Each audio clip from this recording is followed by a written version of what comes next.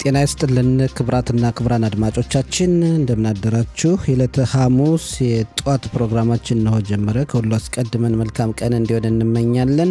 የቴክኒክ ባለሙያችን ናቲ ብላንኬት ሲሆን የስቱዲዮ ተረኛ አስተናጋጆች ወርቅነሽ እሸቴና ሰጠኝ ዘመነን። የተከበራችሁ አድማጮቻችን በቅድሚያ ሰዓቱን ዜና እናቀርብና የጋዜጦች አምድ ወቅታዊ ዘገባና ቃለ ምልልሶች እናቀርባለን። ቆይታችሁ እስከ ፕሮግራማችን መጨረሻ ከኛ ጋር እንድሆን አስቀድመን እንጋብዛለን። አሁን የሰዓቱ ዜና በወርቅነሽ እሸቴ ይቀርባል። አመሰግናለሁ ሰጠኝ። አርዕስተ ዜና። የኦሪት ትምህርት መሰረታዊ ሕግ ሆኖ እንዲጸድቅ የቀረበው ሐሳብ ትናንት ምሽት በክነሴቱ ምልዓተ ጉባኤ በመጀመሪያ ድምጽ አሰጣጥ በአብዛኛ ድምጽ ጸደቀ። ጥቅምት 7 2023 ዓ.ም በሐማስ አሸባሪዎች አማካኝነት በእስራኤል ዜጎች ላይ የደረሰው ጭፍጨፋ 1000 ቀን ዛሬ እየታሰበ ነው። በአሜሪካና በኢራን ተወካዮች መካከል በኳታር የተካሄደው ውይይት ግስጋሴ የታየበት መሆኑ ተገለጸ። የ2026 ዓ.ም የዓለም ዋንጫ ጨዋታ እንደቀጠለ ነው የሚሉት ዋና ዋና ዜናዎች ናቸው። ዝርዝሩን እነሆ። የኦሪት ትምህርት መሰረታዊ ሕግ ሆኖ እንዲጸድቅ የቀረበውን ሐሳብ ትናንት ምሽት ክነሴቱ ባካሄደው ምልዓተ ጉባኤ በመጀመሪያ ድምጽ አሰጣጥ በአብዛኛ ድምጽ አጸደቀ። ለሕጉ 63 የክነሴት አባላት የድጋፍ ድምጽ የሰጡ ሲሆን 53 የክነሴት አባላት መቃወማቸው ታውቋል። የተቃውሞ ድምጽ ከሰጡ የጥምር መንግስቱ አባላት መካከል በሊኩድ ፓርቲ የክነሴት አባል ዩሊ ኤድልሽቴይን፣ ሻሬን ሂስኬል፣ ዳን ኢሉዝ ሲሆኑ በጽዮኖት አዳዲስ ፓርቲ የክነሴት አባል ሞሼ ሰሎሞን መቃወማቸው ታውቋል። በአንደኛ ዙር የጸደቀውን ይህን ሕግ የክነሴቱ ሕግ ጉዳይ ቋሚ ኮሚቴ ለሁለተኛና ለሶስተኛ ዙር ድምጽ አሰጣጥ እያዘጋጀው መሆኑን ከደረሰን ዘገባ መረዳት ችለናል። ከሁለት ቀናት በፊት ጠቅላይ ሚኒስትር ቢንያሚን ኔታንያሁ በደቡብ ሊባኖስ ጉብኝት ባካሄዱበት ጊዜ በቦታው የሚያገለግሉ 4 ሴት ወታደሮች ወደ ሌላ ቦታ እንዲዛወሩ መደረጋቸው ተገለጸ። ሴት ወታደሮች ወደ ሌላ ቦታ እንዲዛወሩ የታዘዙት ጠቅላይ ሚኒስትሩንና መከላከያ ሚኒስትሩን ማግኘት የሚመጡ የሐሽሙናይም ብርጌድ አባላት የሐረዲ ማህበረሰብ ወታደሮች ጋር እንዳይገናኙና የነሱን ክብር ለመጠበቅ ሲባል ጠቅላይ ሚኒስትሩ የሚቆዩበትን ቦታ በማዘጋጀት ሴት ወታደሮች ቢሳተፉም ለ4 ሰዓታት ያክል ወደ ሌላ ቦታ ሄደው እንዲቆዩ መደረጉ ተገልጿል። የመከላከያ ሰራዊቱ ቃል አቀባይ በሰጠው ምላሽ በጠላት ምድር ባለው ወታደራዊ እዝ ያለውን ሁኔታ ግምት ውስጥ በማስገባት በትክክል ያልተዘጋጀ የስብሰባ ፕሮግራም እንደነበር ገልጾ ድርጊቱ ምርመራ እንደሚካሄድበት አስታውቋል። ጥቅምት 7 ቀን 2023 ዓ.ም የሐማስ አሸባሪ ድርጅት የእስራኤልን ድንበር ጥሶ በመግባት በርካቶችን የጨፈጨፈበት ዕለት ዛሬ 1000 ቀን ሞላው። ይህን ጥቁር ቀን በማሰብ ትናንት ምሽት ጀምሮ በነጌባ አካባቢ የተቃውሞ ሰልፎች መካሄድ የጀመሩ ሲሆን ዛሬ 6 ሰዓት ከ29 ደቂቃ ላይ ከ29 ደቂቃ ጀምሮ በተለያዩ ቦታዎች የተቃውሞ ሰልፎች መካሄድ ይጀምራሉ። 7 ሰዓት ከ10 ደቂቃ ላይ በኢየሩሳሌም ከተማ በሚገኘው የጠቅላይ ሚኒስትር ቢንያሚን ኔታንያሁ ቢሮ የጠቅላይ ሚኒስትር መኖሪያ ቤት ፊት ለፊት የተቃውሞ ሰልፍ መካሄድ ይጀምራል። በቴል አቪቭ ከተማ በጥቃቱ የተገደሉ ዜጎች የግል ዕቃዎችና የተለያዩ መረጃዎች ኤግዚቢሽን የሚቀርብ መሆኑም ታውቋል። ከጥቃቱ የተረፉ ዜጎችም የምስክርነት ቃላቸውን ይሰጣሉ። የመታሰቢያው ስነ ስርዓት ምሽት 8 ሰዓት ላይ ይጠናቀቃል። በአሜሪካና በኢራን መካከል በኳታር የሚካሄደው ድርድር ግስጋሴ እየታየበት መሆኑ ተገለጸ። የኳታር የውጭ ጉዳይ ሚኒስትር ቢሮ ቃል አቀባይ እንዳስታወቀው ከሁለቱ ሀገራት ተወካዮች ጋር በተናጠል በተካሄደ ውይይት ሁለቱም አካላት አዎንታዊነት እንዳሳዩና በቅርቡ በድጋሚ ለመገናኘት መስማማታቸውን ገልጿል። ቀጣዩ ውይይት የቀድሞው የኢራን ከፍተኛ መንፈሳዊ መሪ አሊ ሀሚናይ የቀብር ስነ ስርዓት ከተፈጸመ በኋላ ከአንድ ሳምንት በኋላ ይካሄዳል ተብሎ እንደሚጠበቅ ከደረሰን ዘገባ መረዳት ችለናል። ዛሬ ቤተ መቅደሱ የፈረሰበት ጊዜ መታሰቢያ ዩድ ዛይን በታሙዝ ጾም ነው። ጾሙ የጀመረበት ሰዓት በኢየሩሳሌም 4 ሰዓት ከ25 ደቂቃ ላይ፣ በቴል አቪቭ 4 ሰዓት ከ26፣ በሃይፋ 4 ሰዓት ከ23፣ በበኤርሸባ 4 ሰዓት ከ28 ሲሆን ምሽት ጾሙ የሚፈታበት ሰዓት በኢየሩሳሌም 8 ሰዓት ከ16 ደቂቃ፣ በቴል አቪቭ 8 ሰዓት ከ14 ደቂቃ፣ በሃይፋ 8 ሰዓት ከ17 ደቂቃ፣ በበኤርሸባ ከተማ 8 ሰዓት ከ14 ደቂቃ ነው ቀላል ጾም። የህግ ጠበቃ ሚካኤል ራቤሎ ለመንግስት መስሪያ ቤቶች ተቆጣጣሪ ኃላፊነት እንዳይሾሙ መታገዱን ተከትሎ የክነሴቱ የውጭና ደህንነት ኮሚቴ ሊቀመንበር ቦዓዝ ቢስሙት ለኢታማጆር ሹም ኢያል ዛሚር ጥያቄ ማቅረባቸው ታወቀ።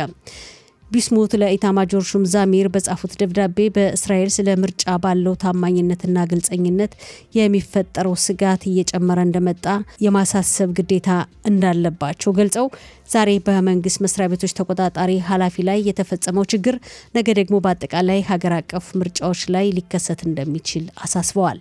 የሚካኤል ራቤሎን ሹመት ከፍተኛው ፍርድ ቤት በአጋጽ ማገዱ ይታወቃል።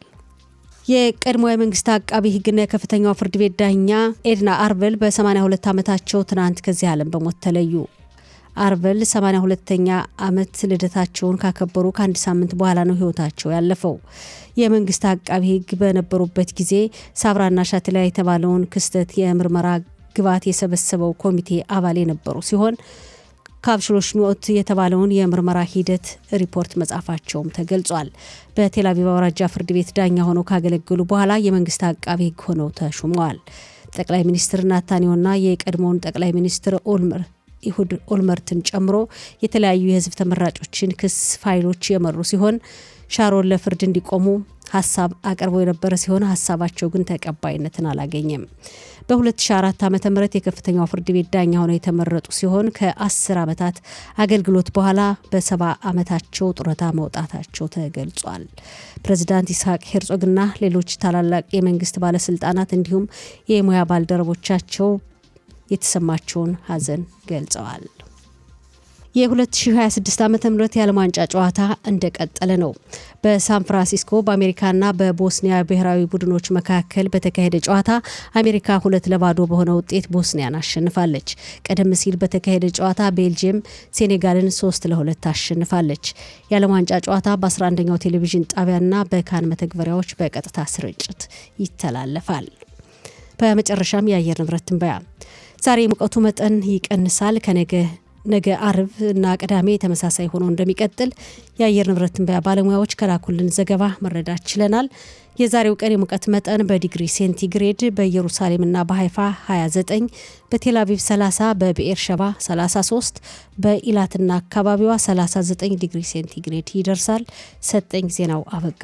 ወርቅነሽ ለዜናው እናመሰግናለን። ከበራችሁ አድማጮቻችን ከዚህ ቀጥለን የዛሬ ጋዜጦች ለአንባቢያን ይዘዋቸው ከቀረቧቸው በርካታ ዘገቦች መካከል ዋና ዋና ናቸው ያልናቸውን ርዕሰ ጉዳዮች ባጭሩ እናቀርባለን። የኢትዮ ታህሮኖት ማዕሪብና የተለያዩም ጋዜጦች በፊት ገጻቸው ይዘውት የቀረቡት ዘገባ ጥቅምት 7 ቀን 2023 ዓ.ም ሐማስና ተባባሪዎቹ በደቡብ እስራኤል ነዋሪዎች ላይ ያደረሱት የሽብር ጥቃት ዛሬ 1000 ቀን የሞላው መሆኑን ገልጸው በሽብር ጥቃቱ 2000 የሚሆኑ ዜጎች መገደላቸውንም ጋዜጦች ዘግበዋል። የማዕሪብ ጋዜጣም ሆነ ሌሎች ጋዜጦች ባቀረቡት ዘገባ ጥቅምት 7 ቀን 2023 ዓ.ም የሽብር ጥቃት የተፈጸመበት ቀን ዛሬ ይታሰባል። ማስታወሻውም የሽብር ጥቃቱ በተጀመረበት ከጠዋቱ 6 ሰዓት ከ29 ደቂቃ ላይ ይጀምራል። ይህ ጊዜ ሐማስ በደቡብ እስራኤል ነዋሪዎች ላይ አሰቃቂ ግድያ ድርጊት የፈጸመበት ነው ካለ በኋላ ጋዜጣው የተጠለፉና መዳረሻው የጠፉ ዜጎች ጉዳይ ኃላፊ ሆነው ያገለገሉት ኒጻን አሎን የእስራኤል አመራሮች አስቀድመው ስምምነት ፈርመው ቢሆን ኖሮ ብዙ ዜጎች በሕይወት ይመለሱ ነበር በማለት መንግስት ቶሎ ብሎ ከውሳኔ ላይ አለመድረሱን ተችተዋል። በሽብር ጥቃቱ ሰለባ የሆኑት የደቡብ እስራኤል ሰፈሮች ራሳቸውን እንደገና አቋቁመው ወደ መደበኛ የዕለት ከዕለት እንቅስቃሴያቸው ለመመለስ ጥረት እያደረጉ መሆኑን ማዕሪብ ዘግቦ በጥቅምት 7 የሽብር ጥቃት ከዚያን ቀን ጀምሮ እስካሁን ያለውን ሁኔታ በተመለከተ የተለያዩ አካላት የሰነዘሯቸውን ሀሳቦች የማዕሪብ ጋዜጣ ዛሬ በዘገባው አቅርቧል። ቤን ካስፔት በሰነዘሩት ሀሳብ አሁንም ተስፋችን አልጠፋም፣ ለጥሩ ነገር ተስፋ እናደርጋለን ብለዋል። አቢ አሽከናዚ በበኩላቸው በዚህ ቀን ጠዋት የሲኦል በሮች የተከፈቱበት ነበር በማለት ሐማስ የፈጸመው የሽብር ጥቃት ምን ያክል ከባድ እንደነበር ገልጸዋል። የቀድሞ የፖሊስ ከፍተኛ አመራር ኤሊ ሌቪ ደግሞ ብሔራዊ የነፍስ ዋጋ ያስፈልጋል፣ በወቅቱ ብዙ ዋጋ ተከፍሏል ብለዋል። ራሚ ሸኔ የተባሉት ግለሰብ ደግሞ የሽብር ጥቃቱ ከደረሰ በኋላ ተጎጂዎችን ለማዳንና ሽብርተኞችን ለመደምሰስ ለመከላከል ብዙ የጸጥታ አባላትና ዜጎች ራሳቸውን ለአደጋ በማጋለጥ በጦርነት ውስጥ ያደረጉትን አስተዋጽኦ አንስተዋል። አና ብርስኪ የተባለች ግለሰብ ደግሞ ምንም እንኳ ጦርነቱ የተፈጸመበት ቀን ዛሬ 1000 ቀን ቢሞላውም ጦርነቱ ገና አላለቀም፣ ብዙ የሚቀሩ ጉዳዮች አሉ ብላለች። መኤር የተባሉት ደግሞ ሁኔታውን ለመረዳት ዝግጆች አይደለንም፣ ብዙ ውስብስብ ነገሮች አሉ ብለዋል። የኢዲዮት አህሮኖት ጋዜጣም በዛሬ ዘገባው የጥቅምት 7 ቀኑን የሽብር ጥቃት ዛሬ 1000 ቀን የሞላው መሆኑን፣ በወቅቱ የነበረው የደህንነት ጥበቃ ክፍተት፣ ግድያው፣ የተጠለፉ ዜጎች ጉዳይ፣ የተፈጸመው ጀግንነት፣ የተከፈለው ዋጋ፣ የሽብር ሰለባ የሆኑ አካባቢዎችና ሰዎችን መልሶ የማቋቋሙ ሂደት ካነሳ በኋላ ያሙኖ ጦርነቱ ገና አላበቃም፣ ብዙ የሚቀሩ ጉዳዮች አሉ ብሏል ጋዜጣው። በደቡብ እስራኤል የሽብር ጥቃት ሰለባ ከሆኑት ቦታዎች መካከል አንዱ ኪቡጽ ኪሱፊም የተሰኘው የጋራ መኖሪያ ሰፈር ሲሆን ኪቡጹ የተቋቋመው በ1951 ዓመተ ምህረት ነው። የሽብር ጥቃት ከመድረሱ በፊት በጋራ መኖሪያ ሰፈሩ 270 ነዋሪዎች ይኖሩ ነበር። ጥቅምት 7 ቀን በኪቡጹ 20 ሰዎች ተገድለዋል። ከነዚህ መካከል 14ቱ የኪቡጹ ነዋሪዎች ናቸው። 6ቱ ለስራ የመጡ ውጭ ሀገራት ዜጎች ናቸው። አንዱ የኪቡጹ ነዋሪ በእስራኤል መከላከያ ሰራዊት በስህተት የተገደለ ነው ብሏል ጋዜጣው። አንድ ግለሰብ ለአሸባሪዎች ተጠልፎ ከተወሰደ በኋላ ተገድሏል። በአጠቃላይ በኪቡጹ ብዙ ጉዳቶች ደርሰዋል። በሌሎች አካባቢዎችም በተመሳሳይ ሁኔታ የደረሰው ጉዳት ከፍተኛ ነበር። በአሁኑ ወቅት 90 ከመቶ የሚሆኑት ነዋሪዎች ወደ ኪቡጹ ተመልሰዋል። ወደፊትም ከ10 እስከ 15 ከመቶ ኪቡጹ እድገት ያሳያል ተብሎ ይጠበቃል ብሏል ጋዜጣው። የጋራ መኖሪያ ሰፈሩን መልሶ ለማቋቋም 85 ሚሊዮን ሸቄል በጀት ያስፈልገዋል። 20 አዳዲስ ህንፃዎች እየተገነቡ ነው። በወቅቱ 180 የሚሆኑ የመኖሪያ ቤቶች በሽብርተኞች ጉዳት ደርሶባቸው ነበር ብሏል የኢዲዮት አህሮኖት ጋዜጣ። የእስራኤል ሀዮም ጋዜጣም በተመሳሳይ ሁኔታ የጥቅምት 7ቱን የሽብር ጥቃትና ዛሬ 1000 ቀን መሙላቱን ዘግቧል። ጥቅምት 7 ቀን በደረሰው የሽብር ጥቃት የተጀመረው ጦርነት 1000 ቀን የሞላው በአስቸጋሪ ሁኔታ እየታለፈ ነው። በወቅቱ በሽብር ጥቃቱ የተገደሉ 4 ዜጎች ቤተሰቦች የቅርብ ሰዎቻቸውን የመጨረሻ ፎቶግራፎች በመመልከት የደረሰውን አሳዛኝ ክስተት ለማስታወስ ሙከራ አድርገዋል ብሏል ጋዜጣው። መካከለኛው ምስራቅ በጣም ድራማዊ በሆነ ሁኔታ እየተቀየረ ቢሆንም ግን ለውጡ ለእስራኤል ጥሩ አለመሆኑና ብዙ ፈተናዎች መኖራቸውን የእስራኤል ሀዮም ጋዜጣ ዛሬ ዘግቧል። የሀሬጽ ጋዜጣ የሽብር ጥቃቱንና ታጋሽ ዜጎችን ለማስመለስ በነበረው ሂደት ክፍተቶች መኖራቸውን ዘግቧል።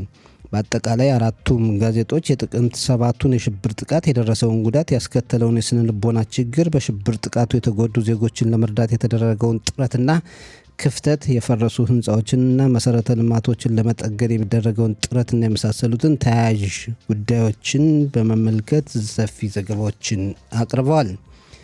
ሌላው ሁሉም ጋዜጦች የተመለከቱት የኦሪት ትምህርት መማር መሰረታዊ ህግ ሆኖ እንዲጸድቅ የቀረበው ረቂቅ ህግ መጽደቁን ጋዜጦች ተመልክተዋል።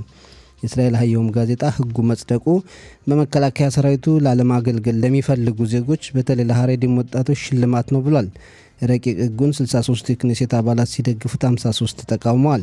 በጥምር መንግስቱ 4 የክኔሴት አባላት ህጉን ተቃውመዋል። በክኔሴት ምልዓተ ጉባኤ በመጀመሪያ ዙር የጸደቀው ሆክ ይሶድ ሊሙድ ቶራ ወይም የኦሪት ትምህርት መሰረታዊ ህግ ወደ ክኔሴት ቋሚ ኮሚቴ በማለፍ ውይይት ይካሄድበትና እንደገና ወደ ፓርላማው ወይም ክኔሴቱ በመመለስ በመቅረብ ለሁለተኛና ሶስተኛ ዙር ድምፅ ተሰጥቶበት ከጸደቀ ህግ ሆኖ ይሰራበታል ብለዋል ጋዜጦች። ሌላው የኢዲዮት አህሮኖት ጋዜጣ የዘገበው በአሜሪካና ኢራን መካከል ያለውን ድርድርና የኢራንን የኒውክሌር ተቋማት ለማፈራረስ የሚደረገውን ጥረት በተመለከተ ፕሬዝዳንት ትራምፕ የሰጡትን መግለጫ ነው። ትራምፕ የኢራንን የኒውክሌር ተቋማት ለማፈራረስ የሚደረገው ሂደት በጥሩ ሁኔታ ላይ ነው ብለዋል። ትላንት ጦርነቱን ለማደስ እያሰቡበት ነው ተብሎ ነበር። በየጊዜው የተለያዩ መግለጫዎችን ትራምፕ በመስጠት ይታወቃሉ። ዛሬ ደግሞ ከኢራን ጋር ያለው ውይይት ጥሩ ነው ማለታቸው ተገልጿል።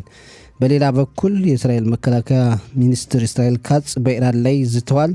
ኢራኖች በተከታታይ ጊዜያት በእስራኤል ላይ እየዛቱ ይገኛሉ። በተለይ ከሄዝቦላ ጋር በተያያዘ እስራኤል ጦሯን ከደቡብ ሊባኖስ ታስወጣ በሚለው ጉዳይ ዛቻቸው በየጊዜው ያሰማሉ። ለዚህ ምላሽም እስራኤል መከላከያ ሚኒስትር ኢራኖችን አርፈው እንዲቀመጡ ማስጠንቀቃቸውን ተከትሎ ኢራናውያን ምላሽ ሰጥተዋል። በቴል አቪቭ የሚገኙ የቤት እንስሳትን ፕሬዝዳንት ትራምፕ ጸጥ ማድረግ ይችላሉ በማለት የእስራኤል መሪዎችን በንቀት መናገራቸውን ኢራናውያን ጋዜጣው ዘግቧል። ሐሬጽም የኢራን አመራሮች መግለጫና የትራምፕን መግለጫ በማነጻጸር በሁለቱ ሀገራት መካከል ያለውን ውስብስብ ጉዳይ ዘግቧል። የማዕሪብ ጋዜጣ በእስራኤል ጎዳናዎች የሚፈጸሙ ወንጀሎች የበርካታ ንጹሐን ዜጎችን ሕይወት ደማቸውን ማፍሰሳቸውን ሕይወታቸውን መቅጠፋቸውን እንደቀጠሉ ነው። በትናንትናው ዕለት በናታንያ ከተማ ራብ አሞስ ጉዌታ በጩቤ ተወግቶ ሕይወታቸው አልፏል። ሌሎች 2 ወጣቶችም በይጉርና ሽፋራም ተገድለዋል። ሌሊቱንም ሌላ የግድያ ድርጊት በዝቅተኛው ገሊላ አካባቢ ተፈጽሟል። በአጠቃላይ በእስራኤል ማህበረሰብ ውስጥ የግድያ ድርጊቶች መጨመራቸው እጅግ አሳሳቢ መሆኑን ማዕሪብ ዘግቧል። የእስራኤል አየም ጋዜጣ ዛሬ ካቀረባቸው ዘገቦች መካከል አንዱ አሜሪካ ከብሪታንያ ነጻ የወጣችበት 250ኛ ዓመት የነጻነት ቀን ከነገ ወዲያ ቅዳሜ ይከበራል። ይህን በተመለከተ ብዙ ዝግጅት እየተደረገ ነው። የእስራኤል አየም ጋዜጣ 25 ጥያቄዎችን አቅርቧል ለአንባቢያን። አሜሪካን ምን ያህል ታውቋታላችሁ በሚል መሰረታዊ ጥያቄዎችን አቅርቧል። ከነዚህ ጥያቄዎች መካከልም የአሜሪካ የነጻነት ቀን እንዲከበር የተወሰነበት ዓመተ ምህረት 1776 ዓመተ ምህረት ነው። ግን በየት ከተማ ለሚለው ጥያቄ 4 አማራጮችን ሰጥቶ እንደ ምሳሌ ያቀርባል። ቦስቶን፣ ኒውዮርክ፣ ፊላዴልፊያ፣ ዋሽንግተን ካለ በኋላ መልሱን ፊላዴልፊያ መሆኑን ገልጿል። በአጠቃላይ ጋዜጦች በዋናነት የዘገቧቸውን በአጭሩ ያቀረብንበት ዝግጅት ይህን ይመስላል። አድማጮቻችን፣ ፕሮግራማችን ይቀጥላል። ቆይታችሁ አብሮን ይሁን። የተከበራችሁ አድማጮቻችን፣ አሁን ወቅታዊ ዘገባ የምናቀርብበት ሰዓት ነው። ወርቅነሽ፣ እንግዲህ የተለያዩ ርዕሰ ጉዳዮች አሉን። በተለይ እስራኤል ክኔሴት እንግዲህ ባካሄደው ምልዓተ ጉባኤ የኦሪት ትምህርት መሰረታዊ ሕግን በመጀመሪያ ዙር ድምፅ አሰጣጥ አጽድቋልና ሕጉ መጽደቁ የሚኖረው አሉታዊና አዎንታዊ ጎን ምን ይሆናል? ሕጉ እንግዲህ ያው ይጠበቅ ነበር እንደሚጸድቅ። በመጀመሪያ በንባብ ከቀረበ በኋላ የክነሴቱ የህግ ጉዳይ የህግ አርቃቂ ጉዳይ ቋሚ ኮሚቴ እንግዲህ ያው ብዙ ተመልክቶታል እና ይሰጋ ነበር። ምናልባት ጠቅላይ ሚኒስትሩ ይደግፉት ይሆን? ከደገፉት ያልፋል እንደተባለው አንተ እንደጠየቀው እንግዲህ ጥቅም ጉዳት ጥቅሙ ያው ለሀረሪ ማህበረሰብ ነው። ዞሮ ዞሮ እነሱም ነው ያቀረቡት። የደጌላ ቶራ ፓርቲ ሊቀመንበር ናቸው ያቀረቡት። ሞሽ ጋፍኒ አዎ፣ አመሰግናለሁ። እሳቸው ናቸው ሀሳቡን ያቀረቡትና ለነሱ ነው የሚጠቅመው። ጉዳቱ ምንድነው? እንግዲህ የሀረሪ ማህበረሰብ አባላት እንደሚታወቀው መከላከያ ሰራዊት ውስጥ ለመዝመት ለማገልገል ያው ፈቃደኞች አይደሉም። የኦሪት ትምህርት ስለምንማር ኦሪት ነው ሀገሪቱ የሚጠብቅ የይሁዲ ህዝብ ህልውና ኦሪት ነው፣ ኦሪትን እንማራለን ነው ሀሳባቸው። እንግዲህ ይሄን ሀሳብ እውን የሚያደርግ በህግ የሚደግፍ ነው። እንግዲህ ያው በሰነድ እንዲደገፍ በሀገሪቱ መሰረታዊ ህግ ያው በሰነድ እንዲደገፍ ነው ሀሳቡ የቀረበው። ሀሳቡ ደግሞ ተቀባይነትን አግኝቷልና ዞሮ ዞሮ ከዚህ በፊት በመከላከያ ሰራዊቱ ለማገልገል ይቃወሙት ያው በተቃውሞ የነበራቸውን ሀሳብ ነው በተዘዋሪ በህግ እንዲጸድቅ ያደረጉትና ጠቅላይ ሚኒስትሩ ይቀበሉታል አይቀበሉትም? በአብዛኛው ይቀበሉታል። በዚህ ምክንያትም ድጋፍ ያጣሉ፣ ተቃዋሚያቸው ይበዛል ከፖለቲካው አንጻር ነው ሲባል ነበር። ግን ያው በቅርቡ የሚካሄደውን ምርጫ ታሳቢ በማድረግ እንደሆነ ነው እንግዲህ ሀሳብ ተቀባይነት አግኝቶ በአብዛኛ ድምፅ ጸደቀ የሚባለው። ያው እንዳየነው ትናንት ምሽት ክነሴቱ ባካሄደው ምልዓተ ጉባኤ አብዛኛ ድምፅ አግኝቶ ጸድቋል። 63 የክነሴት አባላት ደግፈውታል፣ 53 ተቃውመዋል። ያው የጥምር መንግስቱ አባላትም እንደተቃወሙ ነው የሚነገረው። 3 የሊኩድ ፓርቲ፣ 1 የጽዮኑ ታዳቲት ፓርቲ አባል፣ የሊኩድ ፓርቲ አባል ዩሊ ኤድልሽታይን፣ ሻሬን ስኬል እና ዳን ኢሉዝ ናቸው። በጽዮኑ ታዳቲት ፓርቲ ደግሞ ሞሽ ሰለሞን ተቃውመውታል። ዞሮ ዞሮ ህጉ ለሁለተኛና ለሶስተኛ ድምፅ አሰጣጥ ይቀርባል እየተዘጋጀ እንደሆነ ነው የተገለጸው። ይቀርባል ተብሎ ይጠበቃል። በቅርቡ እንደሚጸድቅም እንደሚያልፍም ነው እንግዲህ ያለው ተብሎ የሚጠበቀው። ምክንያቱም ሁለተኛና ሶስተኛ ድምፅ አሰጣጥ በአንድ ቀንም ሊያልፍ ይችላል። የመጀመሪያው ነው እንጂ ትንሽ ጊዜ የሚወስድ በአንድ ቀንም ሊያልፍ ስለሚችል የድጋፍ ድምፅ በአብዛኛ ድምፅም እያገኘ እንደሆነ ስላየን እንግዲህ ህጉ ያው ያልፋል ተብሎ ነው በአብዛኛው የሚጠበቀውና ጉዳቱ ከዚህ አንጻር ነው። የሀረሪ ማህበረሰብ አባላት በመከላከያ ሰራዊቱ ላለማገልገል እያቀረቡት ያለው ሀሳብ አሁን በመሰረታዊ ህግ በተደገፈ ሰነድ ያው ህጋዊ ሊሆን ነው።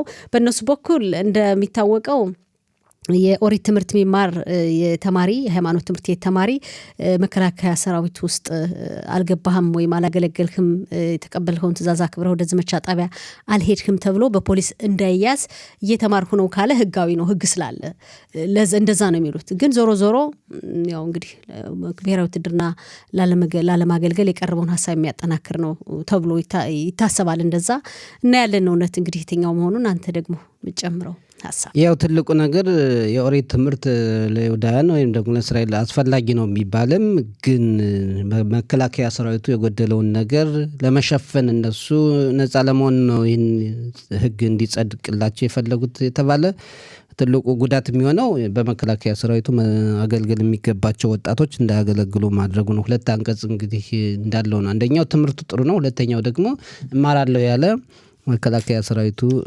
እንዳያገለግል ያደርጋል የሚለው ነው። እንግዲህ ምን ያክል ተግባር ላይ ይውላል ተሰርቶበት፣ ሁለተኛና ሶስተኛ ዙር ድምጽ ተሰጥቶበት የሚለውን እናያለን። ጥሩ። ሌላው ጥቅምት 7 ቀን እንግዲህ የደረሰው የሽብር ጥቃት በእስራኤል ታሪክ ይህ ቀን በጣም አሳዛኝ ጥቁር ቀን ነው። በዕለተ ሰንበት ነው ይሄ ጥቃት የደረሰውና ሲምካት ቶራ በሚከበርበት በዓልም ነበር፣ ታላቅ በዓል 1000 ቀን ሞላው ዛሬ። ይህን 1000 ቀን መሙላቱ ምክንያት በማድረግ መታሰቢያዎች እየተካሄዱ ነው በተለያዩ ቦታዎች። እስከ ምሽቱ 8 ሰዓት ድረስ እንደሚዘልቅ ነው እንግዲህ መታሰቢያው የሚወጡ መረጃዎች ምንመለከተው። ምናልባት 6 ሰዓት ከ29 ደቂቃ ጀምሮ ነው፣ ከአንድ ደቂቃ በኋላ ሊሆን ነው ያው ሰልፉ የሚካሄደው፣ ያው ጥቃቱ የጀመረበትን ሰዓት። እንዴት ነው ይሄ ቀን ሲታሰብ መቼም ለሁሉም ሰው ከባድ ነው። የእስራኤል ዜጎች ታምነው ያልተቀበሉት ጥቃት ነው እስካሁንና እንዴት ታየዋለህ ሰጠኝ? በጣም ጥቅምት 7 ቀን 2023 ዓ.ም ያመጣው ችግር ወይም ደግሞ ሐማስና ተባባሪዎቹ ይዘውት የመጡት የሽብር ጥቃት ያደረሱበት እስካሁን ድረስ ያለ ነው። በሰሜን በደቡብ ብዙ ቦታዎችንም ያካለለ ነው። ጦርነቱ 1000 ቀን ሞላው። ልክ አሁን 6 ሰዓት ከ29 ደቂቃ ሊል ነው። በዚህ ሰዓት ነበረ የሐማስ አሸባሪዎች በዚህ አሁን 6 ሰዓት 29 ደቂቃ ላይ የሽብር ጥቃቱን ያደረሱት። ተባባሪዎቹ እንግዲህ የእስላም ጅሃድም አለ። ምናልባት ሐማስን ብቻ እንጠቅሳለን፣ እስላም ጅሃድም አብረው ተባብረው ነው እና 1000 ቀን መሙላቱ ብቻ አይደለም። አሁን ከዛ በኋላ የመጡ ነገሮች የተጠለፉት ዜጎችን ለማስመለስ የነበረው ሰላማዊ ሰልፍ፣ የነበረው ውጥረት፣ በመንግስት ውሳኔ ጉዳይም ጦርነቱም እስካሁን አላለቀም።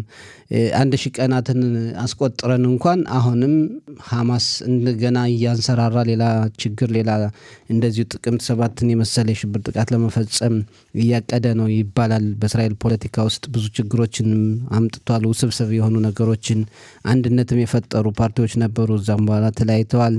መንግስታዊ አጣሪ ኮሚቴ እስካሁን አልተቋቋመም። መንግስት ደግሞ የራሱን አጣሪ ኮሚቴ ለማቋቋም ጥረት እያደረገ ነው። ከጥቅምት 7 ጀምሮ በሰሜንም በደቡብም በሌሎች አቅጣጫዎችም 967 የሚሆኑ ወታደሮች 964 ወታደሮች ተሰውተዋል።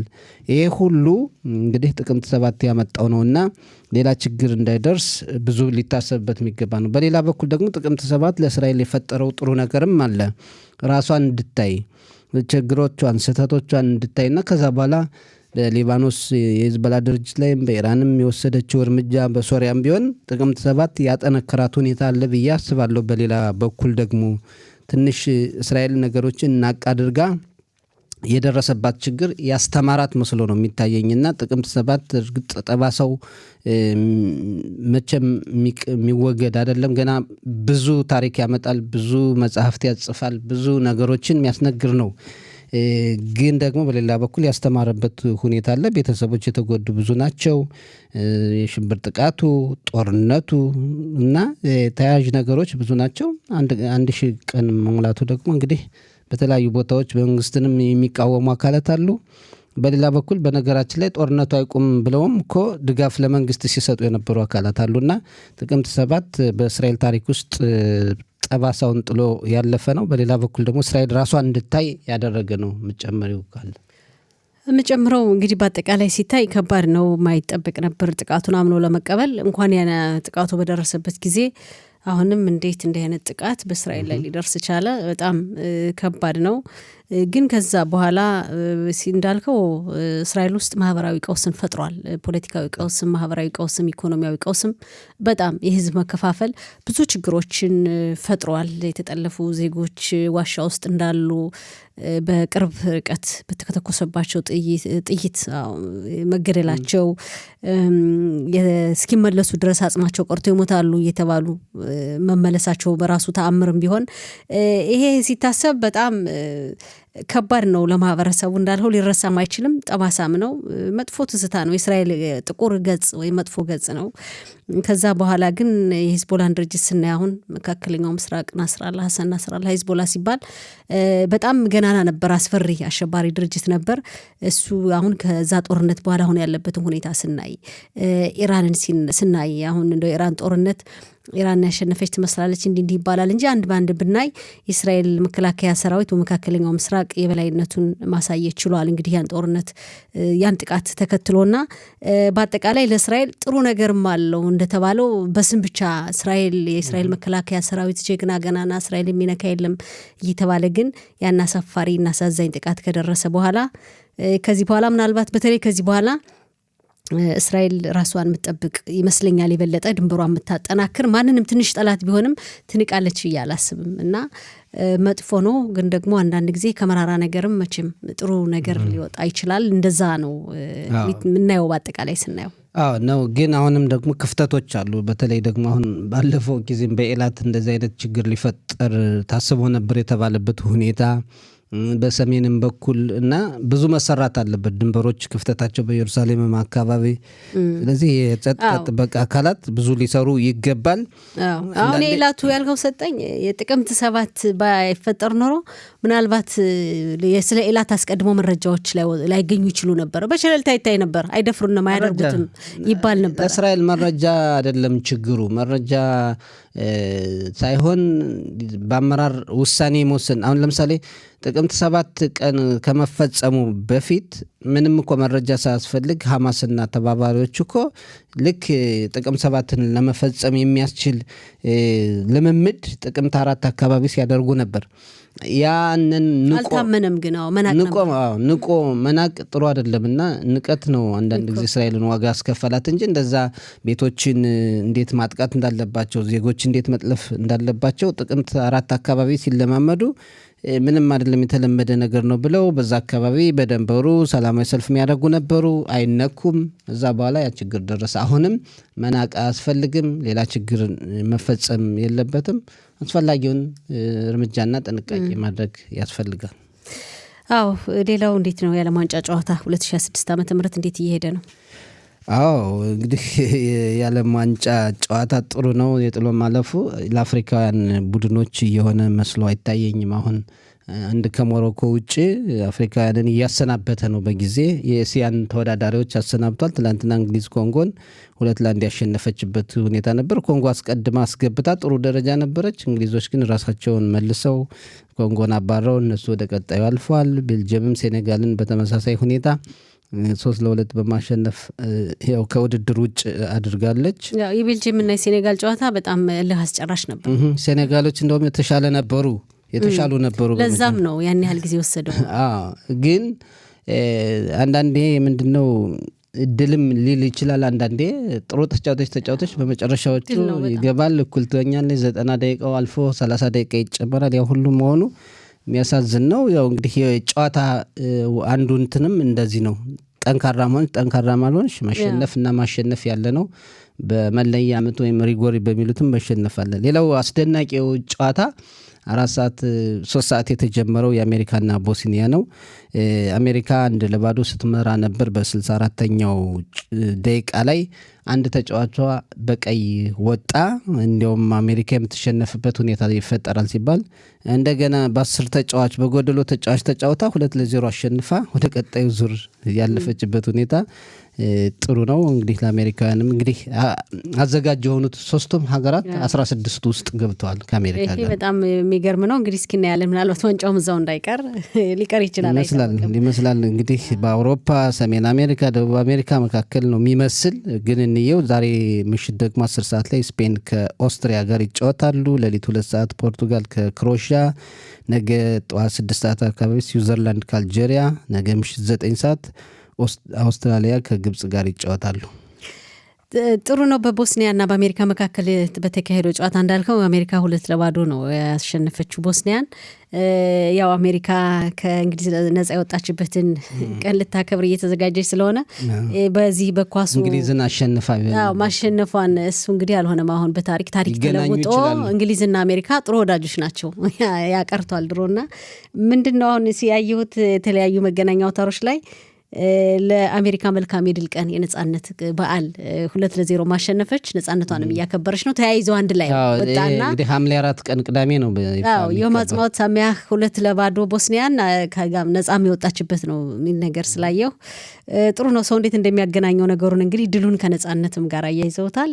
ጥሩ እንግዲህ መልካም ድል። እንግሊዞች እንግዲህ በበርካታ ሀገራት ቀኝ ግዛት ገዝተዋል። አሜሪካ ላይ ግን ሰርቷል። ጥሩ ቀኝ ቢገዟቸውም በመጨረሻ ደረጃ ያው በልጧቸዋል፣ አልፏቸዋል እና ጥሩ ነው። እንግዲህ ከእንግሊዝ የሄዱ ናቸው አሜሪካን ያቋቋማት። በታሪክም ከአውሮፓ ሀገራት በአጠቃላይ የሄዱ ስፔንም ይሄዳሉ። በታሪኩ ጥሩ ነው። እንግዲህ ሰሞኑን ደግሞ የአሜሪካን ነጻነት ቀን እንመለከተዋለን። 250ኛ ዓመት ነው።